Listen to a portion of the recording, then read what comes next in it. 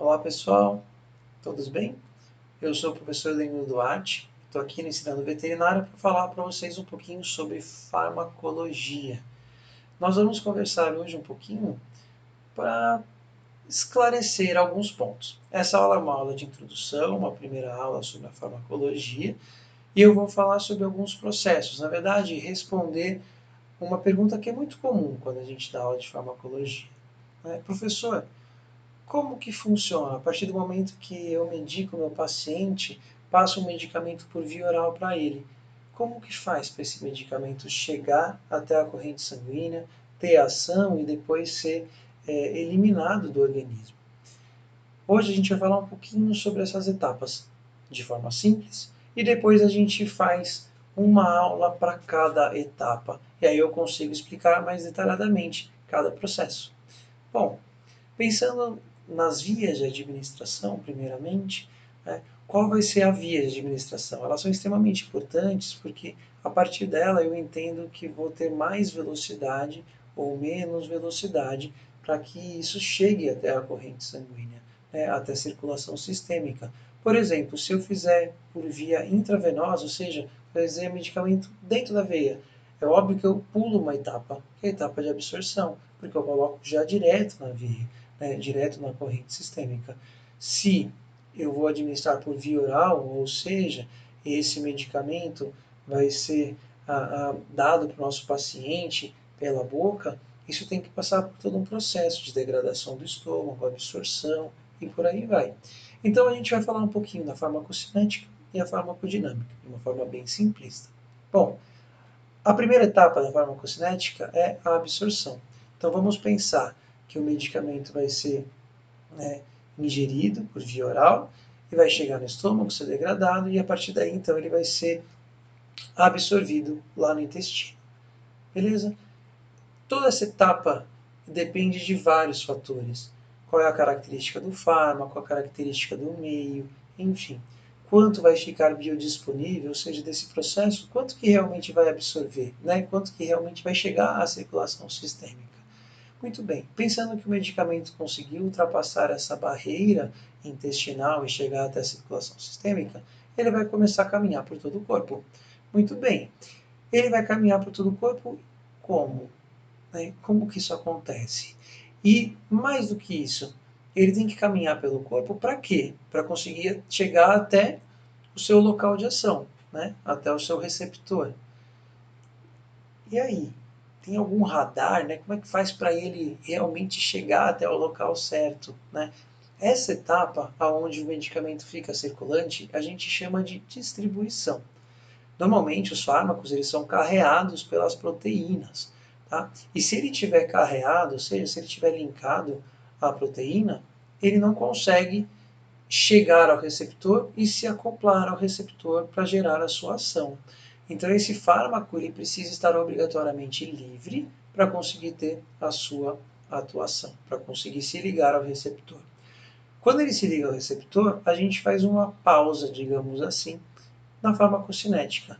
E a partir do momento que ele está ligado ao receptor, a gente passa para a etapa de farmacodinâmica, que é onde a gente consegue solicitar, claro que entre aspas, que a célula faça alguma coisa.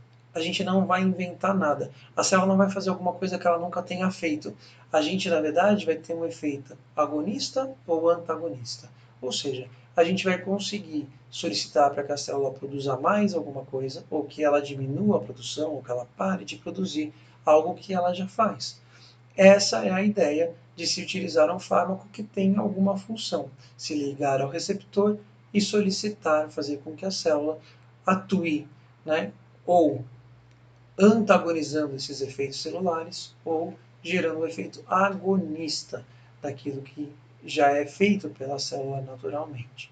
Muito bem, então esse fármaco se ligou, gerou aquilo que eu quero, e ele vai se movimentar novamente, ele volta para essa distribuição. Normalmente, isso chega até o fígado, isso de uma forma geral, normalmente isso acontece. O fígado ele é talvez o maior dos órgãos para a metabolização, que é a próxima etapa. Ou seja, a gente já passou pela absorção, a distribuição, onde tem todo esse carregamento do medicamento dentro do corpo, a ação do medicamento, do fármaco sobre o receptor, depois ele se desprende novamente e vai chegar nesse órgão para a metabolização. Por que ele precisa ser metabolizado? Porque esse agente químico, esse fármaco, ele precisa ser metabolizado e ser transformado numa substância que é possível de excreção, de eliminação. É isso que o fígado vai fazer. Ele acopla, ele modifica essa característica. E esse fármaco, então, vai chegar até o rim, normalmente, até o rim. O rim é talvez o órgão mais importante nesse processo de excreção e eliminação.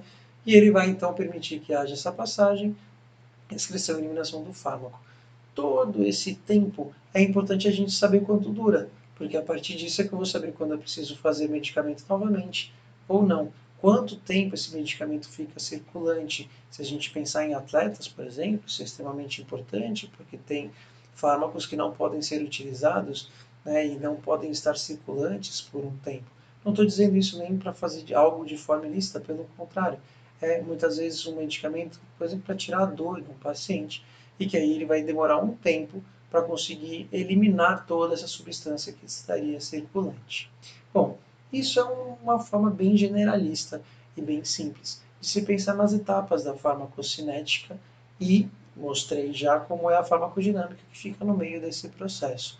Só que é claro que para cada etapa a gente tem variações. Por exemplo, na absorção pelo processo intestinal, a gente tem aqueles efeitos de primeira passagem, onde pode ser que o fármaco seja metabolizado antes mesmo de ser distribuído. Isso pode ser bom, isso pode ser ruim, enfim.